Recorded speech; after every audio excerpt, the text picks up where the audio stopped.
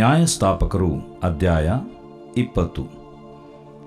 Than ಪಟ್ಟಣದಿಂದ ಬೇರ್ಷೆಬದವರೆಗಿರುವ ಪ್ರಾಂತ್ಯಗಳಲ್ಲಿಯೂ ಗಿಲ್ಯಾದಿನಲ್ಲಿಯೂ ಇರುವ ಇಸ್ರಾಯೇಲ್ಯರೆಲ್ಲರೂ ಏಕ ಮನಸ್ಸಿನಿಂದ ಹೊರಟು ಮಿಚ್ಪೆಗೆ ಬಂದು ಯೆಹೋವನ ಸನ್ನಿಧಿಯಲ್ಲಿ ಸಭೆ ನೆರೆದರು.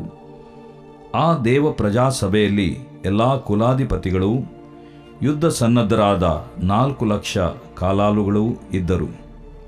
ಇಸ್ರಾಯೇಲ್ಯರು ಕೂಡಿಕೊಂಡು ಮಿಚ್ಪೆಗೆ ಬಂದಿದ್ದಾರೆಂಬ ವರ್ತಮಾನವು ಬೆನ್ಯಾಮೀನ್ಯರಿಗೆ ಮುಟ್ಟಿತು. ಇಸ್ರಾಯೇಲ್ಯರು, ಈ ದುಷ್ಟತನವು ಹೇಗೆ ನಡೆಯಿತೆಂದು ತಿಳಿಸಿರಿ ಎಂದು ಕೇಳಲು, ಹತಳಾದ ಸ್ತ್ರೀಯ ಗಂಡನಾದ ಆ ಲೇವಿಯನು, ನಾನು ನನ್ನ ಉಪಪತ್ನಿಯ ಸಹಿತವಾಗಿ ಬೆನ್ಯಾಮೀನ್ಯರ ಊರಾದ ಗಿಬೆಯದಲ್ಲಿ ಒಂದು ರಾತ್ರಿ ಇಳುಕೊಂಡೆನು. ಆ ಊರಿನ ಜನರು ಅದೇ ರಾತ್ರಿ ನಾನು ಇಳುಕೊಂಡಿದ್ದ ಮನೆಯನ್ನು ಸುತ್ತಿಕೊಂಡು ನನ್ನನ್ನು ಕೊಲ್ಲಬೇಕೆಂದಿದ್ದರು ಮತ್ತು ನನ್ನ ಉಪಪತ್ನಿಯನ್ನು ಬಹಳವಾಗಿ ಭಂಗಪಡಿಸಿದರು. ಆಕೆಯು ಸತ್ತಳು.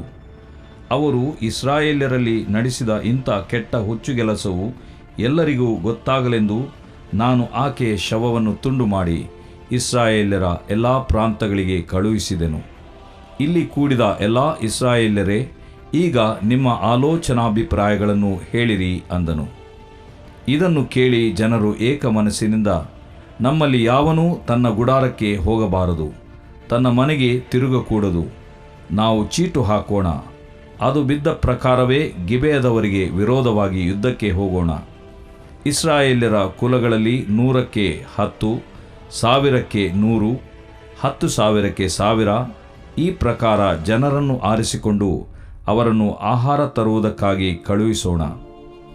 ಅವರು ಬಂದ ಮೇಲೆ ಬೆನ್ಯಾಮೀನ್ಯರಾದ ಗಿಬೆಯದವರು ಇಸ್ರಾಯೇಲ್ಯರಲ್ಲಿ ನಡೆಸಿದ ದುಷ್ಕರ್ಮಕ್ಕಾಗಿ ಅವರಿಗೆ ದಂಡನೆ ಮಾಡೋಣ ಅಂದುಕೊಂಡರು. ಹೀಗೆ ಅವರೆಲ್ಲರೂ ಏಕ ಮನಸ್ಸಿನಿಂದ ಆ ಪಟ್ಟಣಕ್ಕೆ ವಿರೋಧವಾಗಿ ಕೂಡಿಕೊಂಡರು. ಅವರು ಬೆನ್ಯಾಮೀನ್ಯರ ಸಮಸ್ತ ಕುಲಸ್ಥರ ಬಳಿಗೆ ದೂತರನ್ನು ಕಳುಹಿಸಿ ಅವರಿಗೆ, ನಿಮ್ಮಲ್ಲಿ ನಡೆದ ಈ ದುಷ್ಕರ್ಮ ಎಂಥದು? ಈಗ ಗಿಬೆಯ ಊರಲ್ಲಿರುವ ಆ ನೀಚರನ್ನು ನಮಗೆ ಒಪ್ಪಿಸಿರಿ, ನಾವು ಅವರನ್ನು ಕೊಂದು ಇಸ್ರಾಯೇಲ್ಯರ ಮಧ್ಯದಿಂದ ಇಂಥ ದುಷ್ಟತನವನ್ನು ತೆಗೆದುಹಾಕುತ್ತೇವೆ ಎಂದು ಹೇಳಿಸಿದರು. ಆದರೆ ಬೆನ್ಯಾಮೀನ್ಯರು ತಮ್ಮ ಬಂಧುಗಳ ಮಾತಿಗೆ ಕಿವಿಗೊಡದೆ ತಮ್ಮ ಎಲ್ಲ ಊರುಗಳಿಂದ ಗಿಬೆಯಕ್ಕೆ ಬಂದು ಇಸ್ರಾಯೇಲ್ಯರ ಸಂಗಡ ಯುದ್ಧಕ್ಕೆ ನಿಂತರು. ಆ ದಿವಸದಲ್ಲಿ ಆಯಾ ಊರುಗಳಿಂದ ಯುದ್ಧ ಸನ್ನದ್ಧರಾಗಿ ಕೂಡಿಬಂದ ಬೆನ್ಯಾಮೀನ್ಯರ ಸಂಖ್ಯೆಯು 26,000ವಾಗಿತ್ತು. ಇವರಲ್ಲದೆ ಗಿಬೆಯದಲ್ಲಿಯೇ 700 ಮಂದಿ ಯುದ್ಧವೀರರಿದ್ದರು.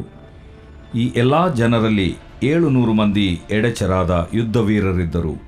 ಅವರಲ್ಲಿ ಪ್ರತಿಯೊಬ್ಬನೂ ಕೂದಲೆಳೆಯಷ್ಟೂ ಗುರಿ ತಪ್ಪದ ಹಾಗೆ ಕವಣೆಯನ್ನು ಹೊಡೆಯುವುದರಲ್ಲಿ ನಿಪುಣನು. ಬೆನ್ಯಾಮೀನ್ಯರಲ್ಲದ ಇಸ್ರಾಯೇಲ್ಯರಲ್ಲಿ 4,00,000 ಭಟರಿದ್ದರು. ಇವರೆಲ್ಲರೂ ವೀರರೇ. ಇಸ್ರಾಯೇಲ್ಯರು ಬೇತೇಲಿಗೆ ಹೋಗಿ, ಬೆನ್ಯಾಮೀನ್ಯರ ಮೇಲೆ ಯುದ್ಧಕ್ಕೆ ನಮ್ಮಲ್ಲಿ ಮೊದಲು ಯಾರು ಹೋಗಬೇಕು ಎಂದು ದೇವರಾದ ಯೆಹೋವನನ್ನು ಕೇಳಲು ಆತನು, ಮೊದಲು ಯೆಹೂದ ಕುಲದವರು ಹೋಗಲಿ ಎಂದು ಹೇಳಿದನು.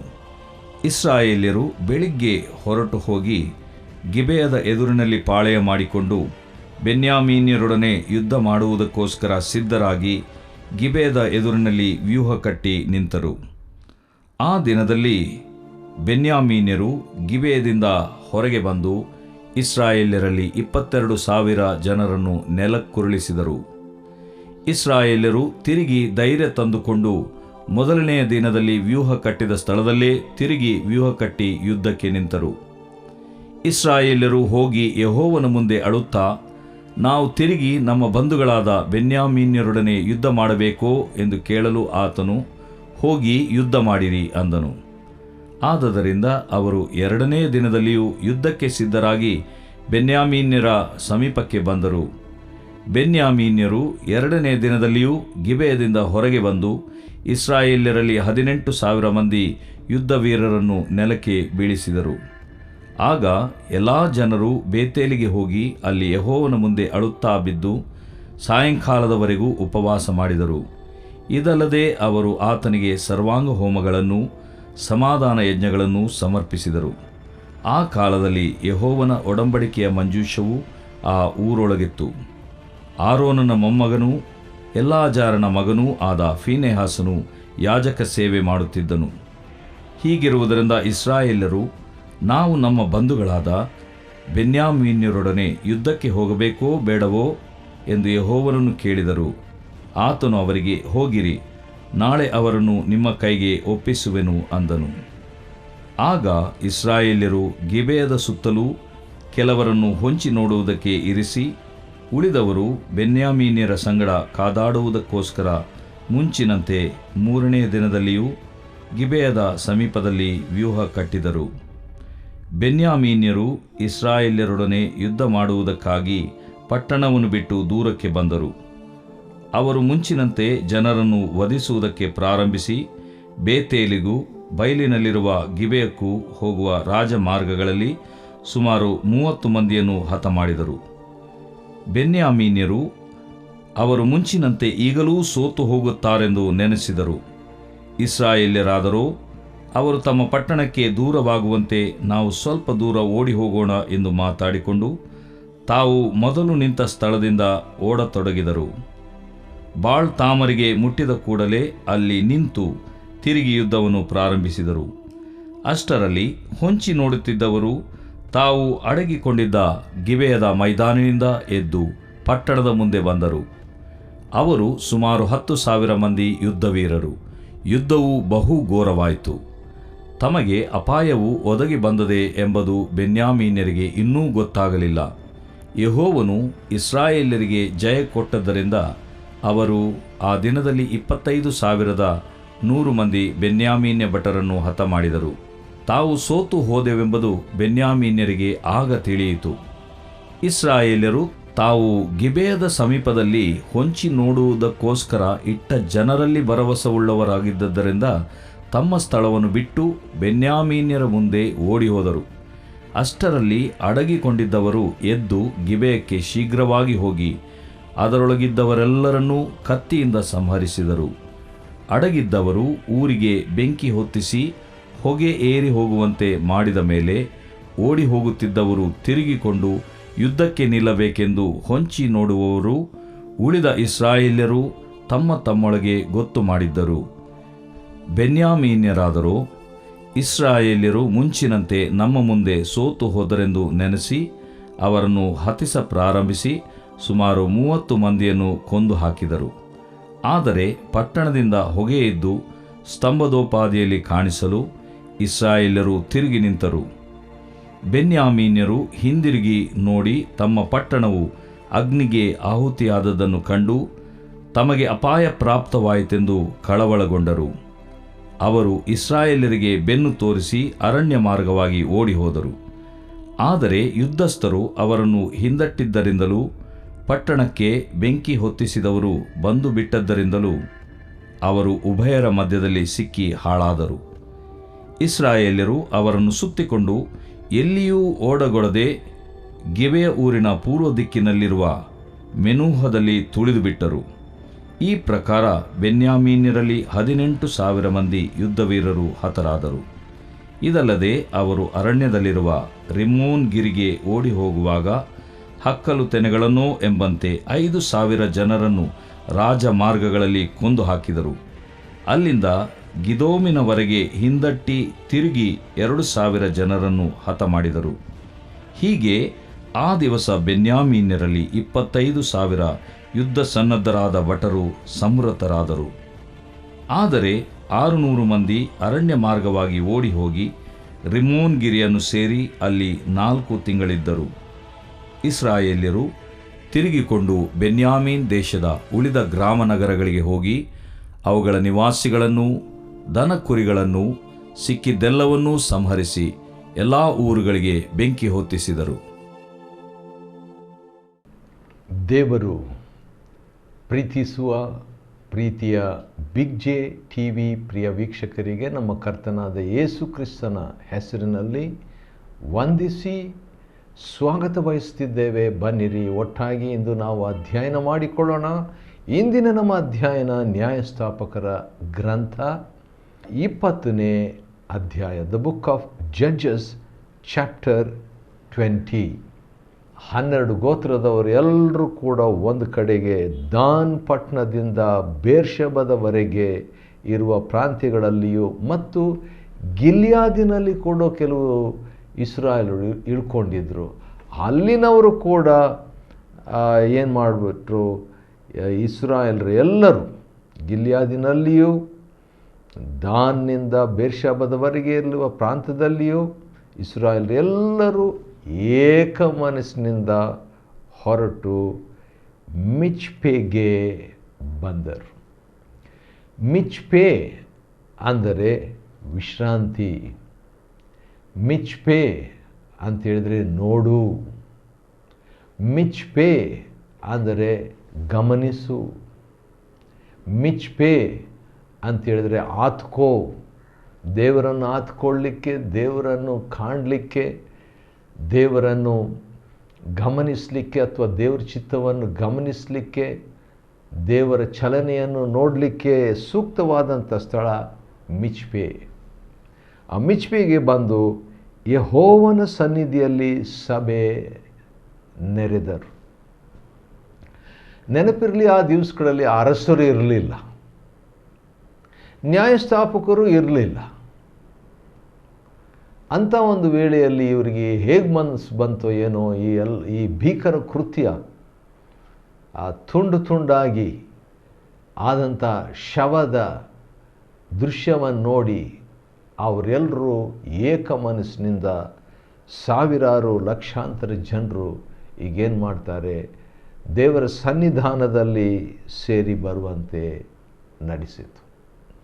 ರಾಜ ಇಲ್ಲ.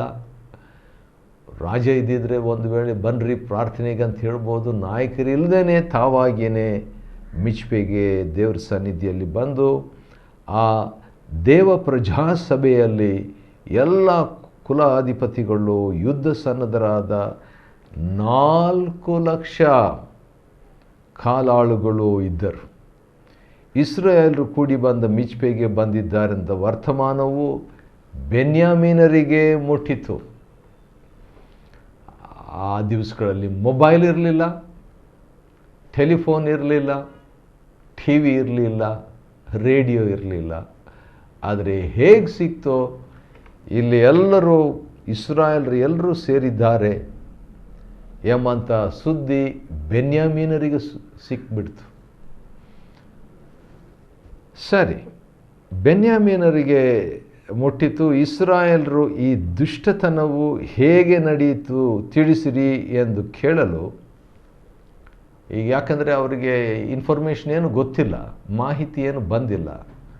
ಆದ ಕಾರಣ ಆ ತುಂಡು ತುಂಡಾದಂಥ ಶವದ ಭಾಗವನ್ನು ನೋಡಿಬಿಟ್ಟು ಅವರೆಲ್ಲರೂ ಮಿಚ್ಪೆಗೆ ಮಾತಾಡಿಕೊಂಡು ಬಂದುಬಿಟ್ಟಿದ್ದಾರೆ. ಒಳ್ಳೆ ಆರ್ಗನೈಸ್ ಮಾಡಿ ಅಲ್ಲಿ ಸೇರಿಬಿಟ್ಟಿದ್ದಾರೆ. ಮತ್ತು ಹೆಂಡತಿಯ ಶವವನ್ನು ತುಂಡು ತುಂಡಾಗಿ ಮಾಡಿದಂಥ ವ್ಯಕ್ತಿ ಅಲ್ಲೇ ಇದ್ದಾನೆ. ಅವನು ಬಂದು ಆ ಲೇವಿಯನು, ನಾನು ನನ್ನ ಉಪಪತ್ನಿ ಸಹಿತವಾಗಿ ಬೆನ್ಯಾಮೀನರ ಊರು ಆದ ಗಿಬಿಯದಲ್ಲಿ ಒಂದು ರಾತ್ರಿ ಇಳ್ಕೊಳ್ಬೇಕಂತ ಹೋದಾಗ ಅವರು ನನ್ನನ್ನು ಕೊಲ್ಲಬೇಕಂತಿದ್ದರು ಮತ್ತು ನನ್ನ ಹೆಂಡತಿಯನ್ನು ಈ ರೀತಿಯಾಗಿ ಭಂಗಪಡಿಸಿ ಮತ್ತು ಆಕೆ ಮರಣ ಹೊಂದುವುದಕ್ಕೆ ಈ ರೀತಿಯಾಗಿ ಆಸ್ಪದವಾಯಿತು. ಅವರು ಇಸ್ರಾಯೇಲರಲ್ಲಿ ನಡೆಸಿದ ಇಂಥ ಕೆಟ್ಟ ಹುಚ್ಚುಗೆಲಸವು ಎಲ್ಲರಿಗೂ ಗೊತ್ತಾಗಲೆಂದು ನಾನು ಆಕೆಯ ಶವವನ್ನು ತುಂಡು ಮಾಡಿ ಇಸ್ರಾಯೇಲರ ಎಲ್ಲ ಪ್ರಾಂತ್ಯಗಳಿಗೆ ಕಳಿಸಿದ್ದೇನಂತ ಒಪ್ಕೊಳ್ತಾನೆ, ಹೇಳ್ತಾನೆ. ಈಗ ನಿಮ್ಮ ಅಭಿಪ್ರಾಯ ಏನಿದೆ ಅದನ್ನು ಮಾಡಿರಿ, ನಡೆದಿದ್ದಿಷ್ಟೇ ಅಂತ ಹೇಳಿದಾಗ ಇದನ್ನು ಜನರು ಕೇಳಿ ಏಕ ಮನಸ್ಸಿನಿಂದ, ಈ ಏಕ ಮನಸ್ಸು ಎಂಬಂಥ ಪದ ಕನಿಷ್ಠ ಒಂದು 3 ಸಾರಿ ಆದರೂ ಈ ಅಧ್ಯಾಯದಲ್ಲಿ ಬರ್ತದೆ. 20ನೇ ಅಧ್ಯಾಯ ನ್ಯಾಯಸ್ಥಾಪಕರು 1ನೇ ವಚನ, 8ನೇ ವಚನ ಮತ್ತು 11ನೇ ವಚನದಲ್ಲಿ 3 ಸಾರಿ ಆದರೂ ಏಕ ಮನಸ್ಸು, ಏಕ ಮನಸ್ಸು. ಇವರು ಎಷ್ಟು ಜನರಿದ್ದರು?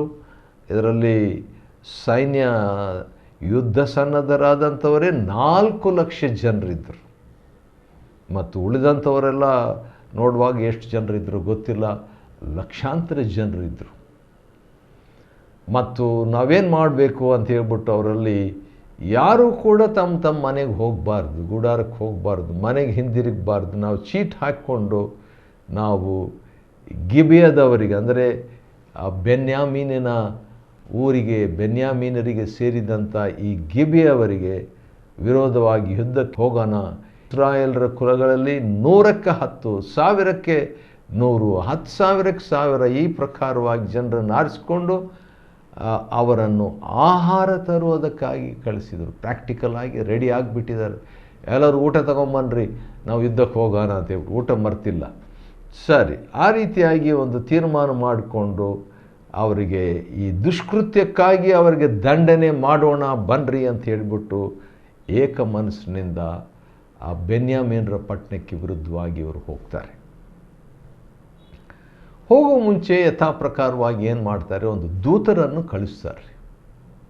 ದೂತರನ್ನು ಕಳಿಸ್ಬಿಟ್ಟು ಆಮೇಲೆ ಯುದ್ಧ ಮಾಡ್ತಾರೆ. ಇದು ಒಂದು ಪದ್ಧತಿ.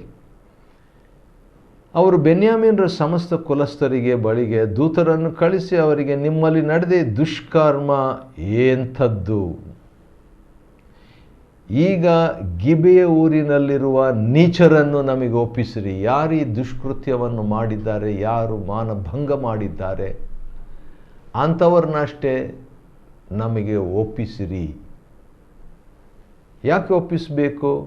ಗಮನಿಸಿರಿ, ಭಾಳ ಒಂದು ಮುಖ್ಯವಾದಂಥ ಒಂದು ವಿಷಯ ಇಲ್ಲಿದೆ. 20ನೇ ಅಧ್ಯಾಯದ 13ನೇ ವಚನ, ನ್ಯಾಯಸ್ಥಾಪಕರಲ್ಲಿ ಭಾಳ ಆಶ್ಚರ್ಯವಾದಂಥ ಒಂದು ವಿಷಯ ಇದೆ. ಅದೇನೆಂದರೆ, ನಾವು ಯಾರು ಈ ತಪ್ಪು ಮಾಡಿದ್ದಾರೆ, ಈ ದುಷ್ಕೃತ್ಯವನ್ನು ಎಸಗಿದ್ದಾರೆ ಅಥವಾ ಈ ಭಂಗಪಡಿಸಿದ್ದಾರೆ ಲೇವಿಯನ ಹೆಂಡತಿಯನ್ನು, ಅಂಥವರನ್ನು ನಮ್ಮ ಕಡೆಗೆ ಒಪ್ಪಿಸಿರಿ. ನಾವು ಅವರನ್ನು ಕೊಂದು ಇಸ್ರಾಯೇಲರ ಮಧ್ಯದಿಂದ ಇಂಥ ದುಷ್ಟತ್ವವನ್ನು ತೆಗೆದುಹಾಕುತ್ತೇವೆ ಎಂದು ಹೇಳಿಸಿದರು. ಅಂದರೆ ಒಂದು ದುಷ್ಕೃತ್ಯ ಹೋಗಬೇಕಾದರೆ ಯಾರಾದರೂ ಕೊಲ್ಲಲ್ಪಡಬೇಕು ಅಲ್ವಾ? ಅವ್ರಿಗೆ ಗೊತ್ತಿತ್ತು, ಇದು ಇಸ್ರಾಯೇಲ್ರಿಗೆ ಭಾಳ ಚೆನ್ನಾಗಿ ಗೊತ್ತಿತ್ತು. ಮರಣದಿಂದಲೇ, ಅಂದರೆ ಒಬ್ಬರು ಸಾಯೋದ್ರಿಂದಲೇ ದುಷ್ಟಕೃತ್ಯ ಹೋಗುತ್ತೆ ಆ ದೇಶದಿಂದ ಅಂತ ಹೇಳ್ಬಿಟ್ಟು 2000 ವರ್ಷಗಳ ಹಿಂದೆ ದೇವರು ಮಾಡಿದ್ದದೆ. ದೇವರು ತಾನು ಕಳಿಸಿದ ಯೇಸು ಕ್ರಿಸ್ತನನ್ನು ಕೊಂದು ಲೋಕದಲ್ಲಿರುವಂಥ ದುಷ್ಕೃತ್ಯವನ್ನು ಅಥವಾ ಪಾಪವನ್ನು ತೆಗೆದು ಹಾಕಬೇಕು. ಆ ರೀತಿಯಾಗಿ ಆಗಬೇಕು ಎಂಬಂಥ ಉದ್ದೇಶದಿಂದ ದೇವರು ಆ ರೀತಿಯಾಗಿ ಮಾಡಿದನು. ಹೌದು, ಇಲ್ಲಿ ಕೂಡ ನಾವು ನೋಡುವಾಗ ಈ ಇಸ್ರಾಯೇಲರು ಎಲ್ಲರೂ ಕೂಡ ದುಷ್ಕೃತ್ಯವನ್ನು ಹೋಗಲಾಡಿಸಬೇಕಾದ್ರೆ ಏಕಮಾತ್ರ ಪರಿಹಾರ ಕೊಲ್ಲಲ್ಪಡಬೇಕು ಎಂಬುದಾಗಿ. ಆದರೆ ಯಾರು ತಪ್ಪು ಮಾಡಿದರೆ ಅವರೇ ಕೊಲ್ಲಲ್ಪಡಬೇಕು. ಆದರೆ ಯೇಸು ಕ್ರಿಸ್ತನು ನಮ್ಮೆಲ್ಲರ ಪರವಾಗಿ ಆತನು ಪ್ರಾಣ ಕೊಟ್ಟನು. ಯಾಕಂತ ಹೇಳಿದರೆ, ನಾವು ಒಂದು ವೇಳೆ ಪ್ರತಿಯೊಬ್ಬೊಬ್ಬರು ಸಾಯಬೇಕಾದರೆ ಯಾರೂ ಉಳಿತಿದ್ದಿಲ್ಲ. ಯಾಕಂದರೆ ಎಲ್ಲರೂ ಪಾಪ ಮಾಡಿ ದೇವರ ಮಹಿಮೆಯನ್ನು ಹೊಂದದೇ ಹೋಗಿದ್ದಾರೆ. ಆದ ಕಾರಣ ಎಲ್ಲರ ಪಾಪವನ್ನು ಒಬ್ಬ ವ್ಯಕ್ತಿ ಹೊತ್ತುಕೊಂಡು ಎಲ್ಲರ ಪಾಪ ಪರಿಹಾರಕ್ಕಾಗಿ ಒಬ್ಬನೇ ಸಾಯಬೇಕಾಯಿತು. ಆದರೆ ಬೆನ್ಯಾಮೀನವರು ಇದಕ್ಕೆ ಕೊಟ್ಟಂಥ ಪ್ರತಿಕ್ರಿಯೆ ಭಾಳ ತಪ್ಪಾಗಿತ್ತು. ಬೆನ್ಯಾಮೀನರು ಇದನ್ನು ಕೇಳಿಬಿಟ್ಟು ಅವ್ರು ಏನು ಮಾಡಬೇಕಾಯ್ತು? ಆಯಿತು, ನಮ್ಮಲ್ಲಿರುವಂಥ ಈ ದುಷ್ಟರನ್ನು, ಮಾನಭಂಗ ಮಾಡಿದಂಥ ಈ ದುಷ್ಟರನ್ನು ಒಪ್ಪಿಸ್ತೇವೆ. 10 ಜನರು, 15 ಜನರು, 20 ಜನರು, 100 ಜನರು ಅಂತ ಅವ್ರನ್ನ ಒಪ್ಪಿಸಬೇಕಾಗಿತ್ತು. ಅದರ ಬದಲು ಬೆನ್ಯಾಮೀನರು ಏನು ಮಾಡ್ತಾರೆ? ತಮ್ಮ ಬಂಧುಗಳ ಮಾತಿಗೆ ಕಿವಿಗೊಡದೆ, ಬಂಧುಗಳು ಯಾರು? ಉಳಿದಂಥ ಗೋತ್ರದವರು ಎಲ್ಲ ಇಸ್ರಾಯೇಲರು ಒಂದು ಕಡೆ, ಬೆನ್ಯಾಮೀನರು ಒಂದು ಕಡೆ, ನಡುವೆ ಈ ಲೇವಿಯನ ಕುಟುಂಬದಲ್ಲಿ ಆದಂಥ ಘಟನೆ, ತನ್ನ ಹೆಂಡತಿಗೆ ಆದಂಥ ಅವಮಾನ, ಮರಣ, ಇದರ ನಿಮಿತ್ತವಾಗಿ ಈ ಇಡೀ ಲಕ್ಷಾಂತರ ಜನರು ಒಂದು ಕಡೆ ಮತ್ತು ಬೆನ್ಯಾಮೀನ್ ಗೋತ್ರದವರು ಮಾತ್ರ ಒಂದು ಕಡೆ ಆ ರೀತಿಯಾಗಿ ನಿಂತಿದ್ದಾರೆ. ಈಗ ಯುದ್ಧವಾಗಲಿಕ್ಕಿದೆ. ನೋಡೋಣ ಮುಂದೆ ಏನಾಯ್ತು ಅಂತ ಹೇಳ್ಬಿಟ್ಟು ಇಸ್ರಾಯೇಲರ ಸಂಗಡ ಬೆನ್ಯಾಮೀನ್ ಅವರ ಮಾತನ್ನು ಕೇಳಿ ಒಂದು ಕಾಂಪ್ರಮೈಸ್ ಮಾಡಿಕೊಂಡು ಪರಿಹಾರ ಮಾಡಿಕೊಳ್ಳೋದನ್ನು ಬಿಟ್ಟು ಇಸ್ರಾಯೇಲರ ಸಂಗಡ ಯುದ್ಧಕ್ಕೆ ನಿಂತರು. ಅವ್ರು ಮಾಡಿದ್ದ ದೊಡ್ಡ ತಪ್ಪು ಬೆನ್ಯಾಮೀನರು. ಆ ದಿವಸದಲ್ಲಿ ಆಯಾ ಊರುಗಳಿಂದ ಯುದ್ಧ ಸನ್ನದ್ಧರಾಗಿ ಕೂಡಿ ಬಂದ ಬೆನ್ಯಾಮೀನರ ಸಂಖ್ಯೆ ಎಷ್ಟಿತ್ತಂದರೆ 26,000. ಇವರು 4 ಲಕ್ಷ ಎಲ್ಲ ಇಸ್ರಾಯೇಲರು ಯುದ್ಧ ಸನ್ನದ್ಧರಾದಂಥ ವ್ಯಕ್ತಿಗಳು 4 ಲಕ್ಷಕ್ಕಿಂತಲೇ ಹೆಚ್ಚೆ. ಆದರೆ ಇಲ್ಲಿ ನೋಡಿದರೆ 26,000. ಒಂದು ವೇಳೆ ಇವರು 1 ಲಕ್ಷ ಕೂಡ ಇರಲಿಲ್ಲ, 26,000 ಅಂತ ನಾವು ಅಂದ್ಕೊಳ್ಬೋದು.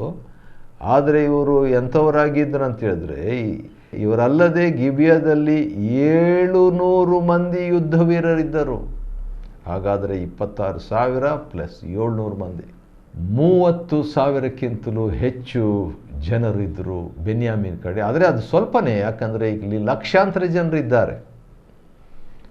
ಆದರೆ ಇವರ ಸ್ಪೆಷಾಲಿಟಿ ಏನಂದರೆ, 26,000 ಜನರ ಸ್ಪೆಷಾಲಿಟಿ ಏನಂದರೆ, ಇವರಲ್ಲಿ ಪ್ರತಿಯೊಬ್ಬನು, ಅಂದರೆ 700 ಜನರಿದ್ರಲ್ಲ, ಪ್ರತಿಯೊಬ್ಬನು ಸ್ವಲ್ಪವೂ ಕೂಡ ಗುರಿ ತಪ್ಪದ ಹಾಗೆ ಕವಣೆಯನ್ನು ಹೊಡೆಯುವುದರಲ್ಲಿ ನಿಪುಣನು.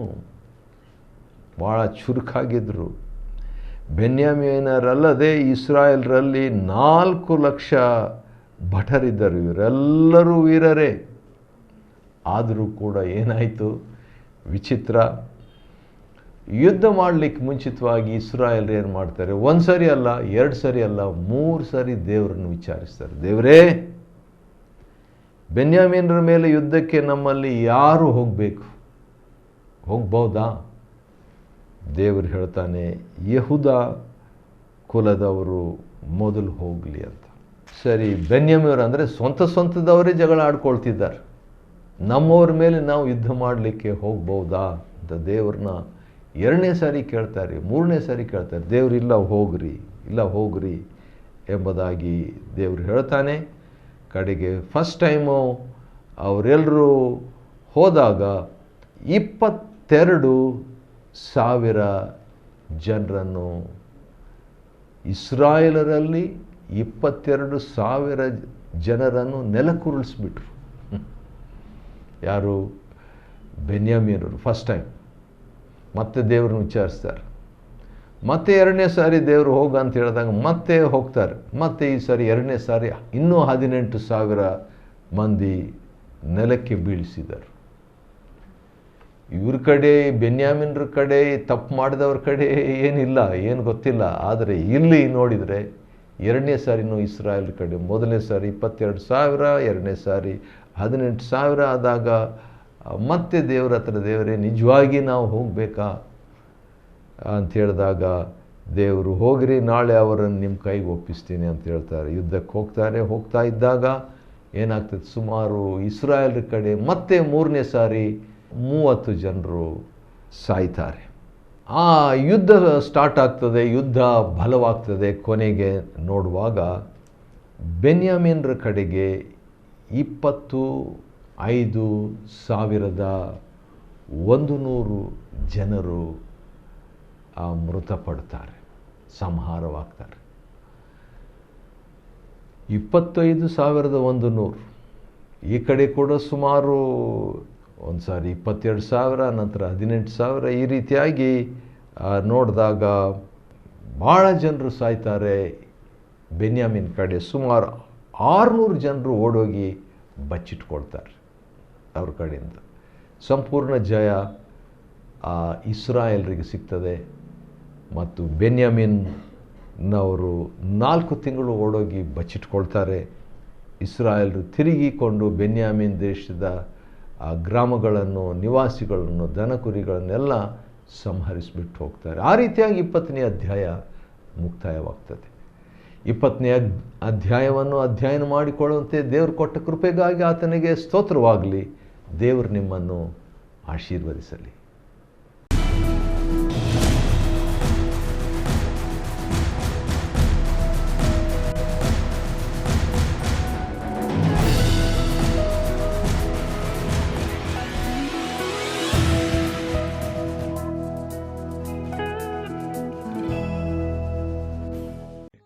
Chapter 20. Then all the children of Israel went out, and the congregation was gathered together as one man, from Dan even to Beersheba, with the land of Gilead, unto the Lord in Mizpah. And the chief of all the people, even of all the tribes of Israel, presented themselves in the assembly of the people of God, 400,000 footmen that drew sword. Now the children of Benjamin heard that the children of Israel were gone up to Mizpah. Then said the children of Israel, Tell us, how is this wickedness? And the Levite, the husband of the woman that was slain, answered and said, I came into Gibeah that belongeth to Benjamin, I and my concubine, to lodge. And the men at Gibeah rose against me, and beset the house round about upon me by night, and thought to have slain me. And my concubine have they forced, that she is dead. And they took my concubine, and cut her in pieces, and sent her throughout all the country of the inheritance of Israel, for they have committed lewdness and folly in Israel. Behold, ye are all children of Israel, give here your advice and counsel. And all the people arose as one man, saying, We will not any of us go to his tent, neither will we any of us turn into his house. But now this shall be the thing which we will do to Gibeah, we will go up by lot against it. And we will take 10 men of 100 throughout all the tribes of Israel, and 100 of 1,000, and 1,000 out of 10,000, to fetch victual for the people, that they may do, when they come to Gibeah of Benjamin, according to all the folly that they have wrought in Israel. So all the men of Israel were gathered against the city, knit together as one man. And the tribes of Israel sent men through all the tribe of Benjamin, saying, What wickedness is this that is done among you? Now therefore deliver us the men, the children of Belial, which are in Gibeah, that we may put them to death, and put away evil from Israel. But the children of Benjamin would not hearken to the voice of their brethren the children of Israel. But the children of Benjamin gathered themselves together out of the cities unto Gibeah, to go out to battle against the children of Israel. And the children of Benjamin were numbered at that time out of the cities 26,000 men that drew sword, beside the inhabitants of Gibeah, which were numbered 700 chosen men. Among all this people there were 700 chosen men left-handed. Every one could sling stones at an hairbreadth, and not miss. And the men of Israel beside Benjamin were numbered 400,000 men that drew sword. All these were men of war. And the children of Israel arose, and went up to the house of God, and asked counsel of God, and said, Which of us shall go up first to the battle against the children of Benjamin? And the Lord said, Judah shall go up first. And the children of Israel rose up in the morning, and encamped against Gibeah. And the men of Israel went out to battle against Benjamin, and the men of Israel put themselves in array to fight against them at Gibeah. And the children of Benjamin came forth out of Gibeah, and destroyed down to the ground of the Israelites that day 22,000 men. And the people, the men of Israel, encouraged themselves, and set their battle again in array in the place where they put themselves in array the first day. And the children of Israel went up and wept before the Lord until even, and asked counsel of the Lord, saying, Shall I go up again to battle against the children of Benjamin my brother? And the Lord said, Go up against him. And the children of Israel came near against the children of Benjamin the second day. And Benjamin went forth against them out of Gibeah the second day, and destroyed down to the ground of the children of Israel again 18,000 men. All these drew the sword. Then all the children of Israel and all the people went up, and came unto the house of God, and wept, and sat there before the Lord, and fasted that day until even, and offered burnt offerings and peace offerings before the Lord. And the children of Israel inquired of the Lord, for the ark of the covenant of God was there in those days. And Phinehas the son of Eleazar the son of Aaron stood before it in those days, saying, Shall I yet again go out to battle against the children of Benjamin my brother, or shall I cease? And the Lord said, Go up, for tomorrow I will deliver them unto thine hand. And Israel set liers in wait round about Gibeah. And the children of Israel went up against the children of Benjamin on the third day, and put themselves in array against Gibeah as at other times. And the children of Benjamin went out against the people, and were drawn away from the city.